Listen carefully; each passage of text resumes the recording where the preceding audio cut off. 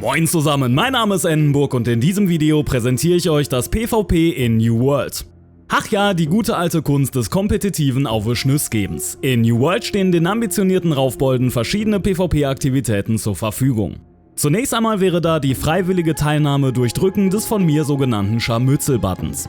Kreuzen sich die Schwerter, seid ihr für das Open World PvP gemeldet und könnt euch überall in der Welt auf zünftige Rangeleien mit Spielern der anderen Fraktionen einlassen. Sofern diese zuvor ebenfalls den Scharmützel-Button gedrückt haben natürlich. Aktivier- und deaktivierbar ist das Open World PvP in den zahlreichen Ortschaften, die zudem als sichere Zonen fungieren. Wer sich lediglich mit einem Freund oder einer Freundin raufen möchte, um Waffen zu üben, Fähigkeiten zu testen oder Überlegenheit auszustrahlen, dem stehen die klassischen Duelle zur Verfügung. Darüber hinaus gibt es bei den questgebenden Fraktionsvertretern neben den PvE-Aufgaben auch PvP-Missionen zur Annahme.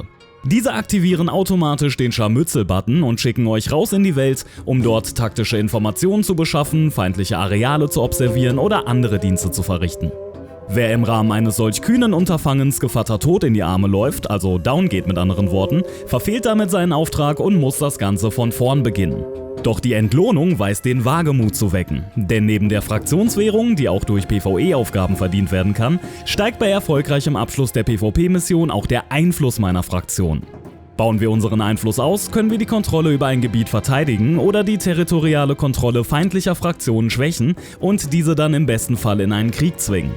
Apropos Krieg, kommen wir zu den 50 gegen 50 Schlachten. Sobald ein Sektor ausreichend geschwächt ist, kann eine Fraktion gegen die andere in die Schlacht ziehen. Die jeweiligen Fraktionen wiederum bestehen aus verschiedenen Kompanien, also Spielerzusammenschlüssen, und eine davon führt den Angriff an. Ihr Leiter kann nun die Kriegsteilnehmer einberufen, entweder ausschließlich aus der eigenen Kompanie oder aus dem Pool anderer Fraktionsmitglieder oder gar Freiwilliger der dritten Fraktion.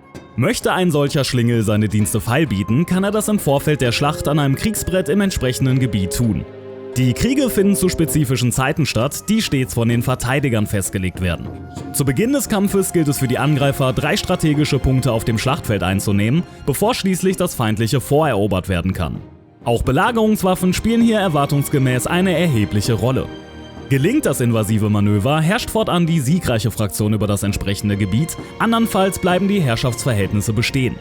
Der Schlüssel zum Sieg ist dabei eine Mixtur aus Kommunikation, Koordination und Vorbereitung. Und mehr Skill als der Gegner haben. Zuletzt wären da noch die Kontrollpunkte in der offenen Welt. Denn während die groß angelegten Schlachten ja nur zu spezifischen Zeiten stattfinden, offeriert New World hier schon früh eine Möglichkeit für permanente Raufereien.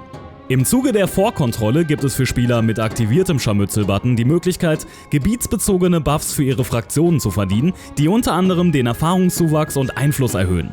Insgesamt steht damit also eine breite Palette an PvP-Optionen bereit. Also dann, wir sehen uns auf dem Schlachtfeld, ihr Halunken.